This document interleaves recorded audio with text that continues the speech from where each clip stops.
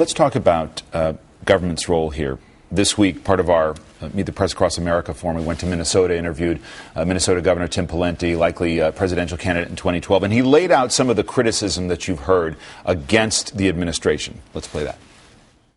What we do know is this crisis was the result of negligence or a malfunction. This rig was approved on this administration's watch. There's going to have to be a review of what was reviewed, why it was reviewed. There was decision-making on the ground, on the platform, on the day of the crisis that may have contributed to the problem.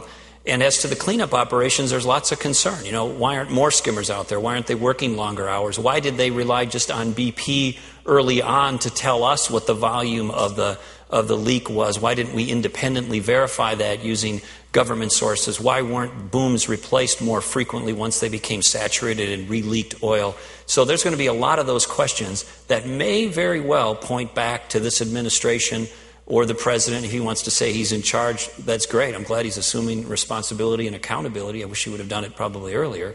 The real question is the president now in control, or is he playing catch-up? The president's been in control from the beginning.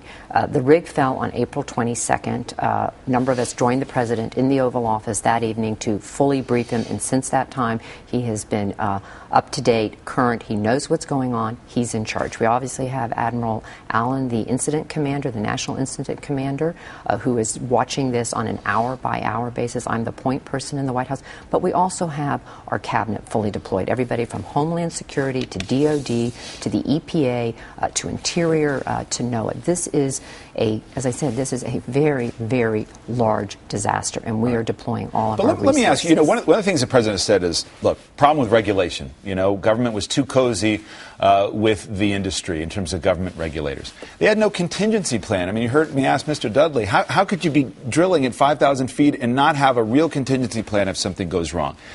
Now, the government regulators, MMS, they were apparently working on this for 15 months. And my question is, why wasn't the administration's priority working on the lack of regulatory control, working on this lack of a contingency plan, instead of focusing on upping domestic production and doing more drilling, which is what the president, with your advice, has suggested be done? Well, first of all, let's take MMS. From the beginning, Ken Salazar was focused on the ethics issues. You're right.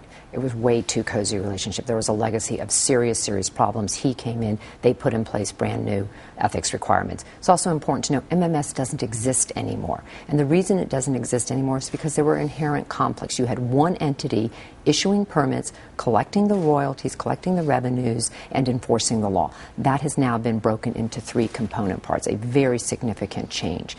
I found the governor's comments interesting about what went wrong and how did it go wrong. There will be a full investigation. We will all understand, the American people will understand exactly what happened here. We've also appointed a commission so that we can make decisions. But Ms. Browner, you're looking forward. I'm asking you the simple question of not just the cozy relationship. The president again and again has cited a lack of contingency planning. What if something went terribly wrong? It was reported this week in the Washington Post that he's been telling aides privately, I guess we were misled by the industry. You heard me ask Mr. Dudley that. But MMS, this administration did not sufficiently work on the lack of contingency planning before moving ahead with more drilling. Wasn't that a mistake that can be understood now, not down the road? David, I think that we have to understand all of these things going forward. But I do think it's important to understand that these wells have been drilled for several decades now. There have not been these kinds of accidents. But going forward, we have to change what we're doing because there was an accident, and we have to learn from this accident. And, in the interim, we have shut down all deep water drilling in the Gulf of Mexico until we have an answer to, one, how can you make sure that these operations are safe, that there are redundancies in place, and to your point, secondly, what happens when those redundancies don't work? We have to understand both of those before we go forward, and we will understand both of those before we go forward. Is part of the problem here, you go back to the Clinton administration where there was thought to be more emphasis on environmental protection than there was on exploration of sources of energy. In the Bush administration, the criticism was far too much concentration on energy production, not enough on the environment. And here you are now working for President Obama saying, yes, we ought to do additional drilling.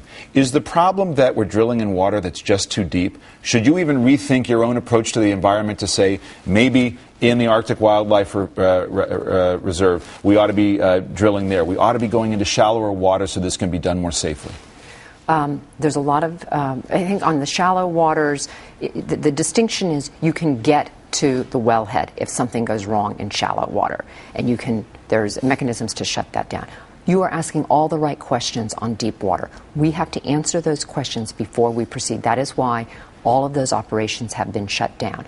In the Arctic, they've been shut down. In the Gulf of Mexico, they've been shut down, including 33 rigs that we're out there drilling right now, which we understand is going to be hard on those people. But as an environmentalist, I'm asking you, have you rethought your position on this? I want to see what the investigations tell us. I want to see what our commission has to say. At the end of the day, we will make the right decision in terms of ensuring that our environment is protected, ensuring that we have all of the information to make those decisions. All right, Ms. Brownell, we will leave it there. Thank you very much.